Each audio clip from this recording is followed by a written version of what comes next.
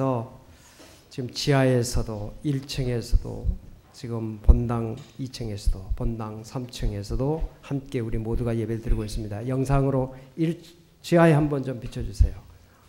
우리 아이들이 이 시간 우리 함께 예배드리고 있습니다. 이 교회라고 하는 것은 하나의 공동체잖아요.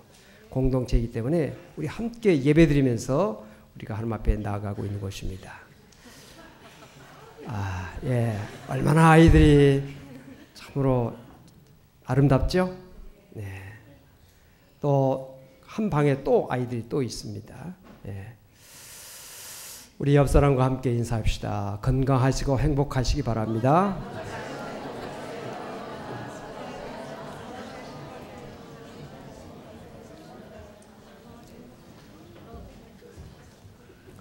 오늘 감사절을 맞이해서 감사와 행복이라는 제목을 가지고 함께 은혜를 나누고자 합니다. 이 시간 제가 여러분들에게 한번 질문을 한번 던지겠습니다. 거짓말로 하지 말고 정말 마음속에 진실한 마음으로 한번 대답해 보시기 바랍니다. 여러분 이 시간 지금 행복하십니까? 네, 감사합니다. 대답 안 하신 분들도 계실 것입니다. 근데 대답을 절대로 강요하지 않습니다. 왜냐하면 진실한 마음으로 해야 되기 때문에 그렇습니다. 이 시간 여러분들이 행복하십니까? 라고 하는 질문에 예 또는 아멘 또는 대답을 안 하신 분들도 계시고요. 대답은 안 하시지만 마음속으로 나 행복하다 그렇게 생각하시는 분들도 계실 것입니다. 또 그런가 하면 아멘 했지만 아직 행복하지는 않지만 행복하기를 원합니다 하는 그런 마음을 가지고 아멘 하시는 분들도 계실 것입니다. 자, 한 번 더 질문을 해보겠습니다. 여러분 지금보다도 물질적으로 더 여유로워지면 행복해질까요? 네. 한 나라의 경제력을 평가하는 지표로서 GDP라고 하는 용어를 사용합니다. 이 GDP라고 하는 것은 국가 총생산액을 의미합니다. 그 나라의 경제력을 평가하는 일반적인 하나의 지표라고 말할 수 있습니다. 근데 이 GDP로 세계 나라의 그 어떤 그 경제력을 평가해 볼 때 우리나라가 11번째입니다. 첫 번째가 미국이고요. 두 번째가 중국, 그 다음에 일본, 독일, 영국, 프랑스, 인도, 브라질, 이탈리아, 캐나다, 다음에 우리나라 11번입니다. 여러분 참 놀랍지 않습니까? 우리나라가 땅덩어리는 좁습니다. 또 땅덩어리에 비해서 인구는 많습니다. 지하자원도 신통치 않습니다. 중동지방은 뚫었다 하면 검은 원유가 콸콸 쏟아져 나옵니다. 우리나라는 아무리 파봐도 기름 한 방울 나오지 않는 나라입니다. 그렇다고 금이나 은이나 다이아몬드 같은 지하 자원이 많은 것도 아닙니다. 석탄도 우리나라가 파낼 만큼 파내가지고 다른 데는 그냥 노천에서 그냥 바로 긁기만 하면 되는데 우리나라는 깊이 들어가야 석탄을 겨우 캐낼 수가 있습니다. 그렇다고 농사를 우리가 잘하는 것도 아닙니다. 우리나라 농사를 지어도 수입해서 먹는 것보다도 생산비가 훨씬 더 많이 들지요. 우리나라가 잘 살 수 있는 그런 어떤 여건이 별로 없어요. 그런데도 불구하고 세계 11번째 경제 대국이 됐다고 하는 것, 이건 보통 일이 아닙니다. 감사해야 될 일입니다. 현재 국제법상으로 국가로 인정되는 숫자는 총 242개국이 세계에 있습니다. 242개 국가 가운데서 그 가운데서 우리나라가 11번째로 잘 산다 한다는 것은 보통 일이 아닌 것입니다. 그런데 우리나라 행복지수는 세계 145개 국가를 대상으로서 설문했는데 그 가운데서 우리나라 사람들이 행복하다라고 이렇게 응답하는 사람들 행복의 지수가 얼마냐 했더니 118등입니다. 최하위예요. 경제적으로는 11인데 행복을 느끼는 것은 118등이라 이거죠. 그렇다면 행복은 경제력에 있다고 경제력에 있는 것이 아니라 하는 것을 우리 모두가 공감할 수밖에 없습니다. 자, 행복을 느끼는 것은 경제력이 아니라고 할 때, 그러면 우리가 행복함을 느낄 수 있는 것은 무엇을 통해서 행복할 수 있을까? 어떻게 하면 행복하다는 것을 느낄 수 있을까? 감사하면 행복해집니다. 그래서 감사한 만큼 행복하다라고 하는 말이 있습니다. 이것은 책으로도 나왔죠. 감사한 만큼 행복하다는 것입니다. 행복은 먼 곳에 있는 것이 아닙니다. 행복은 우리가 못 가진 것에 있는 것이 아니라 가진 것에 있습니다. 그렇기 때문에 못 가진 것을 슬퍼하지 말고 가진 것을 감사할 때 우리는 행복을 느끼게 되는 것입니다. 행복한 사람은 늘 감사의 조건을 찾습니다. 그런데 불행한 사람은 과거에 불행했던 쓴 기억을 되씹으면서 살아가고 있는 것입니다. 로버트 에먼스라고 하는 교수와 마이클 맥컬로프라고 하는 미국의 유명한 교수 두 사람이 실험을 했는데요. 실험에 자원하는 사람들을 세 그룹으로 나눴습니다. 한 그룹은 한 주간 내내 불평만 하도록 했습니다. 또 한 그룹은 감사할 일만 생각하도록 했습니다.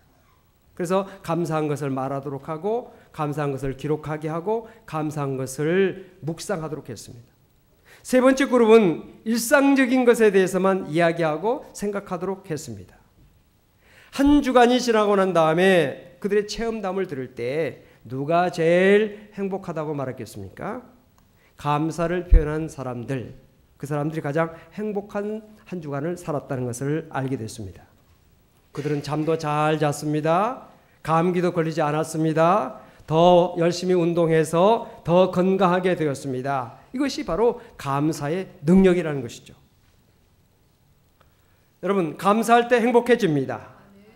감사할 때 낙천적인 성격이 됩니다. 감사할 때 삶의 활력을 얻게 됩니다. 감사할 때 열정적으로 활동하게 됩니다. 감사할 때 결단력을 갖게 됩니다. 감사할 때 자신감을 갖습니다. 감사할 때 유머 감각이 회복됩니다. 감사할 때 건강한 몸을 갖게 됩니다. 감사할 때 평안한 잠을 잘 수 있습니다. 감사할 때 피곤을 덜 느낍니다. 감사할 때 타인을 배려하게 됩니다. 감사할 때 친절을 베푸는 사람이 될 수 있습니다. 감사할 때 인기 있는 사람이 될 수 있습니다. 감사할 때 스트레스를 이길 수 있습니다. 감사할 때 가족관계가 돈독하게 됩니다. 감사할 때 인간관계가 좋아지게 됩니다. 감사할 때 믿음이 깊어집니다. 감사는 우리의 삶에 놀라운 영향력을 미치고 있습니다. 우리가 매일 하루에 3번씩 감사할 일들을 생각하고 일기에 감사 일기를 적어간다면 우리 생애에 놀라운 변화가 일어나게 될 것입니다. 행복으로 가는 길은 다른 곳에 있지 않습니다. 아주 가까운 곳에 있고 우리 마음에 있습니다. 날마다 감사를 찾고 감사를 표현할 때 거기에 행복의 열매가 맺히기 시작한다 하는 사실을 아시기를 바랍니다. 따라서 합시다. 감사는 내가 하는 것이다. 감사는 내가 하는 것이다. 사람들은 남의 이야기 하는 것을 좋아합니다. 그래서 화를 내는 사람에게 당신 화내지 말어 이런 말을 하고요.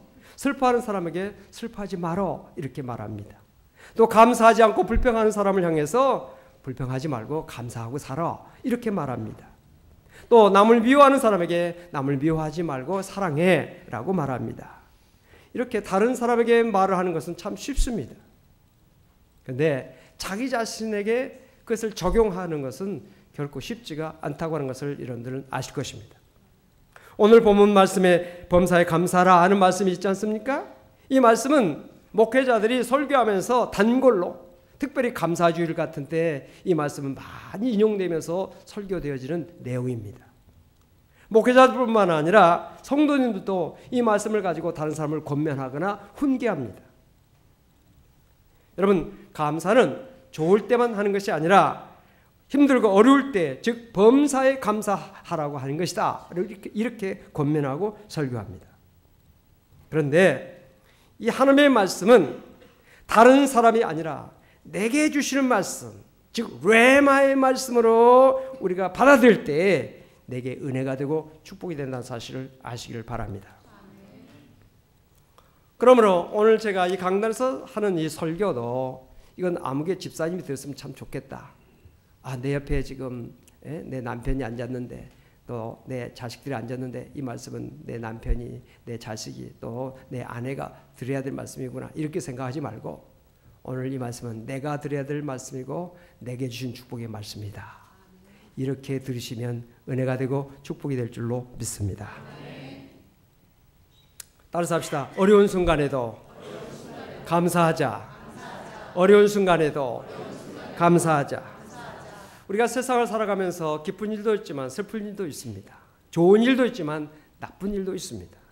성공할 때가 있는가 하면 실패할 때가 있지요. 건강할 때도 있는가 하면 병들 때도 있습니다. 오늘 추수감사절 드리면서 오늘도 맛있는 음식을 준비하면서 우리 함께 예배드리고 나서 그 음식을 기쁨으로 함께 나누는 그런 시간을 갖게 되는데, 목회자의 마음속에 오늘 이렇게 좋은 날, 오늘 몸이 연약해서 몸이 아파서 이 자리에 참여하지 못한 우리 성도가 있다 생각하니까 마음이 아픕니다. 부모들도 명절 때 아마 그런 생각할 것입니다.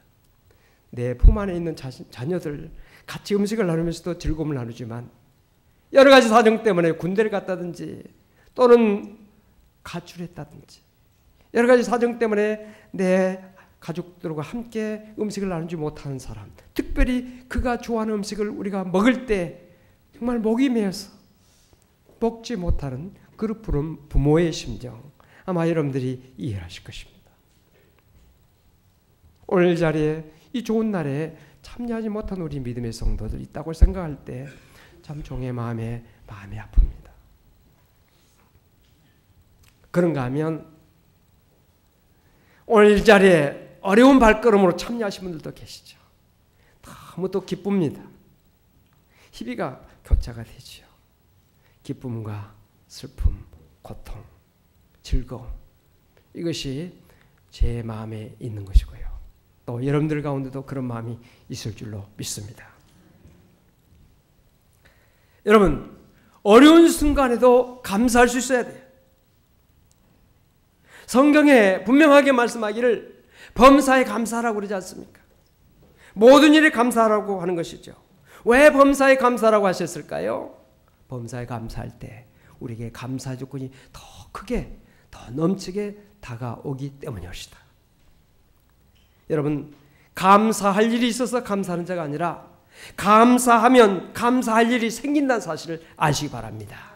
여러분, 감사하면요, 감사 조건이 하늘에서도 내려오고요, 동서남북에서 막 다가오게 되는 것입니다. 땅에 솟아도 감사 조건이 막 솟아오르게 되는 것입니다. 감사함을 통해서 행복이 넘치는 성도가 되어지길 주름으로 축원을 드립니다. 정동섭 교수가 행복 강의를 했는데요, 그 일부분을 제가 여러분들에게 소개를 해드리려고 합니다. 지금 당신의 집에 전기가 들어온다면 세상에 전기 혜택 없이 사는 20억이 넘는 사람들보다, 또 집에 식수시설이 잘 되어 있다면 그렇지 못해서 아무 물이나 마시는 10억이 넘는 사람들보다 감사할 이유가 있는 사람이다. 하루 1,000원 이상으로 생활을 하고 있다면 1,000원 미만으로 살고 있는 12억의 사람들보다 하루 한 끼라도 따뜻한 음식을 먹을 수 있다면 8억 명의 영양실조로 고통받는 사람들보다 감사할 이유가 있다. 오늘 아침 일어났을 때 당신의 몸이 건강하다면 당신은 이번 주를 넘기지 못할 100만 명의 환자들보다 감사할 이유가 있다. 한 번도 전쟁의 위협이나 수용소의 외로움, 고문의 고통, 굶주림의 쓰라림을 경험하지 못했다면 당신은 5억 명의 사람들보다 감사할 이유가 있는 사람이다.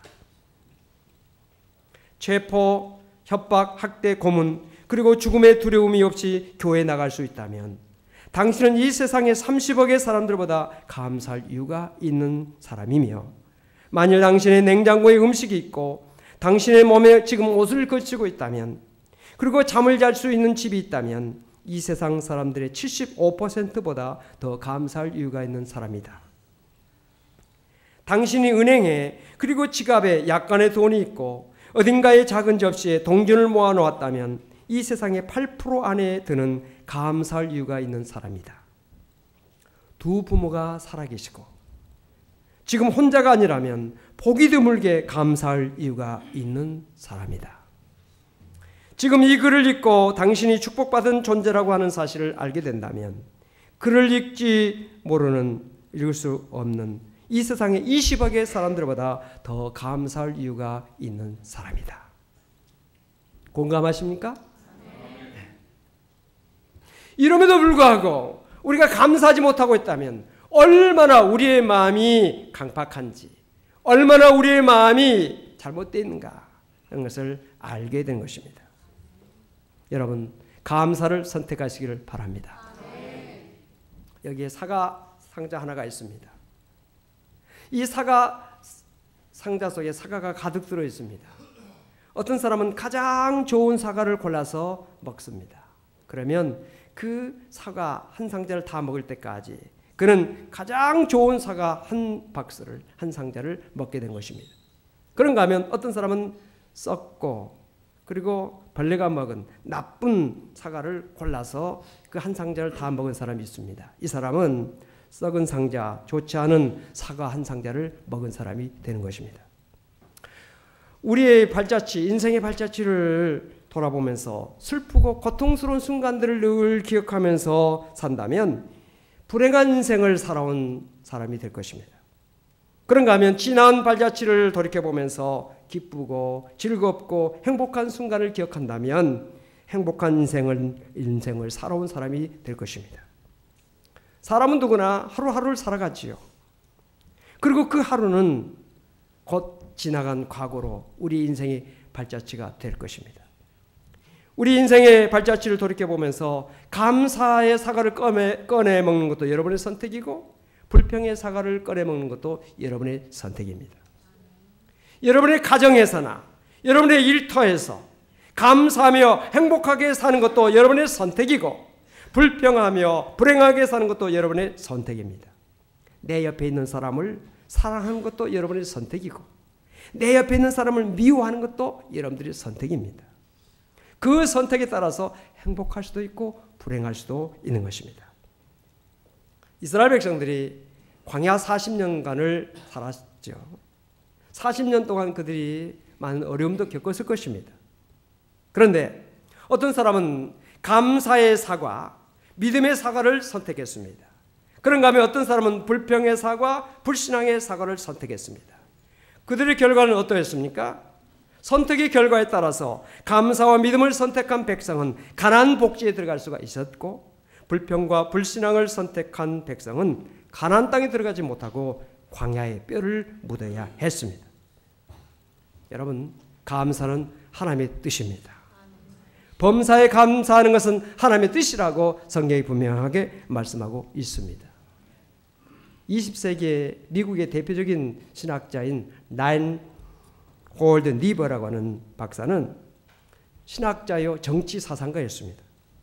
많은 저서를 남겼습니다. 많은 논문을 썼습니다. 학계는 물론 세계 국제사회에 많은 공헌을 했습니다. 그가 60세 때 중풍병이 걸려서 반신불수가 됐습니다. 그는 생각했습니다. 이제 내 삶을 정리할 때가 왔구나. 미워했던 사람들을 이제는 사랑하고 불편했던 관계 속에 있던 사람들과 화해하자. 그리고 날마다 불평과 원망 대신에 감사하며 살자. 이렇게 결심한 후에 이를 실천하기 시작했습니다. 리버는 3년 만에 기적적으로 건강을 회복했습니다. 예전처럼 강연도 할 수 있었고 또한 설교를 할 수 있었으며 또한 많은 저서와 또 연구를 할 수가 있었습니다. 그런 기독교의 3대 덕목을 믿음, 소망, 사랑인데 나에게 4대 덕목을 말하라고 한다면 여기에 감사를 추가하겠다. 이런 말을 했습니다. 사랑하는 성도 여러분, 범사에 감사하는 성도가 되시기를 주름으로 축원을 드립니다. 감사는 우리가 어떻게 할까요? 첫째로 몸으로 감사해야 됩니다. 로마서 12장 1절에 그러므로 형제들아 내가 하나님의 모든 자비하심으로 너희를 구원하노니 너희 몸을 하나님이 기뻐하시는 거룩한 산제사로 드리라. 이는 너희에 드릴 영적 예배니라. 이렇게 말씀했습니다. 하나님은 우리의 몸으로 감사하며 찬양하며 예배하기를 원하고 계십니다.